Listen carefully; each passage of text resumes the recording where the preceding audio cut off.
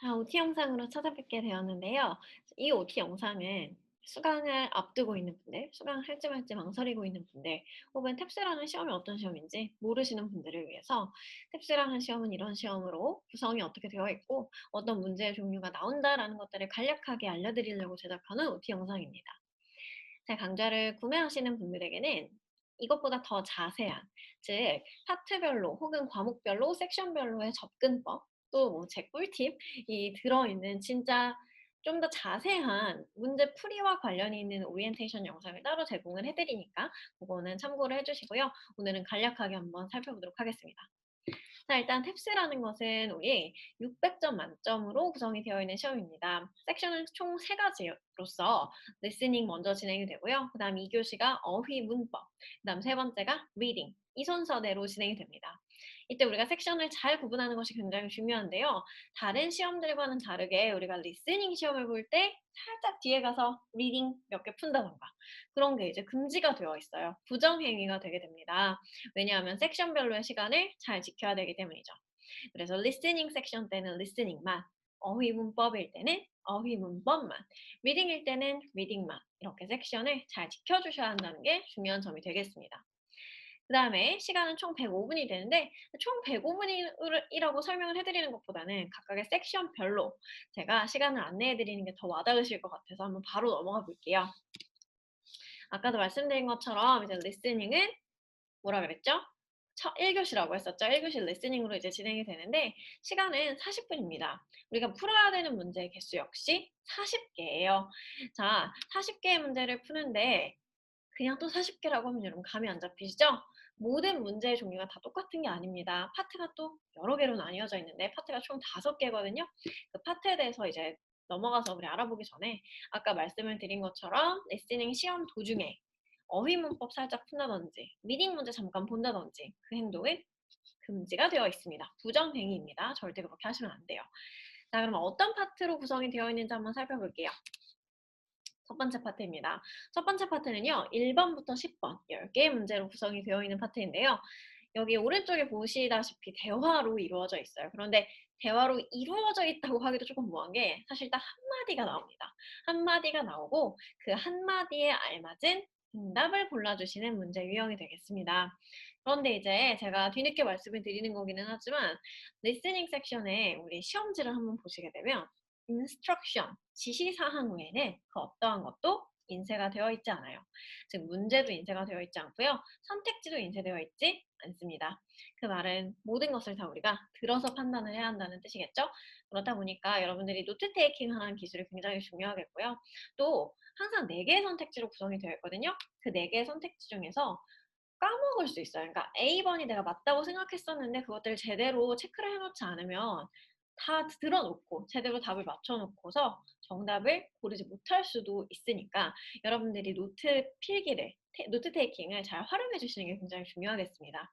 그래서 다시 한번 파트 1은 한마디 듣고 그 한마디에 대한 응답으로 알맞은 것을 4개의 선택지 중에 골라주는 유형이 됩니다. 자, 그 다음 두 번째 파트. 두 번째 파트 역시 10문제로 구성이 되어 있어요. 11번부터 20번까지가 되겠죠? 파트 2 같은 경우에도 마찬가지 대화문 형식인데요. 대화문이 이번엔 조금 길어집니다. 핑퐁, 3번을 핑퐁처럼 주고받고요. 마지막 말에 대한 알맞은 응답을 역시 4개의 선택지 중에 골라주시는 유형입니다. 그 다음, 이번에도 마찬가지 대화문이에요. 파트 3. 파트 3도 10개의 문제로 구성이 되어 있어서 21번부터 30번으로 구성이 되어 있는데요. 이번에는 대화가 빈칸이 있는 게 아니에요. 즉 우리가 뭐 마지막 문장에 대한 알맞은 선택지를 골라라 이런 문제 유형이 아니고요. 이번에는 완성된 대화를 듣게 될 겁니다. 완성된 대화를 듣고 문제를 풀어주는 형식인데요. 문제의 종류가 총 3가지로 나뉘어집니다. 첫 번째, main. 두 번째, correct. 즉 대화를 듣고 알맞은 선택지를 골라라. 그다음 세 번째, 추론. 대화를 듣고 추론할 수 있는 선택지를 골라라. 이렇게 3가지 question 타입이 있게 되고요. 우리는 대화를 다 듣고 그 다음에 문제 공개되고요. 그 다음에 선택지 들으면서 하나씩 체크를 해주시면 됩니다. 4개의 선택지 중에서 알맞은 것을 골라주시는 문제 유형이 되겠습니다. 자, 그다음 part 4입니다. part 4 같은 경우에는 이제 대화가 아니죠. 바뀌었죠? 이제는 reading passage 같은 독백 지문을 우리한테 읽어주게 될 거예요. 그런데 이제 얘는 문제의 개수부터 알려드리면 6개로 구성이 되어 있습니다. 조금 적죠?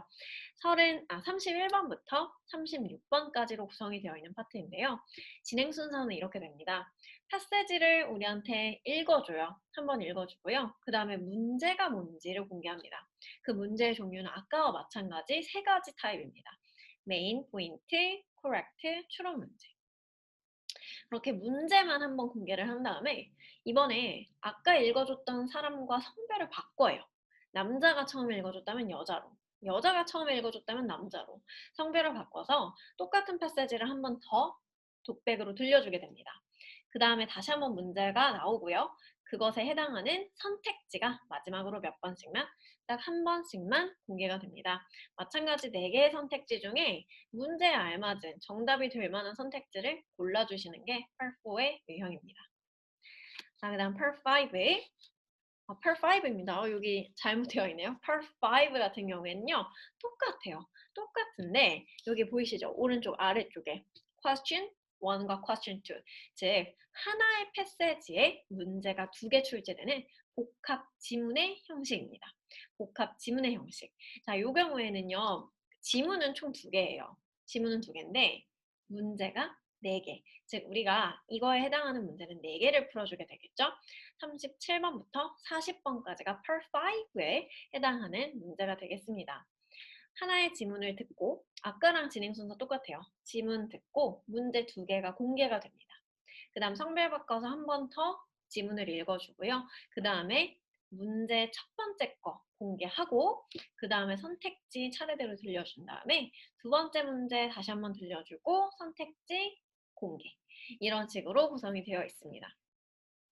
자, 여기까지 해서 리스닝에 대한 설명은 다 마쳐봤고요.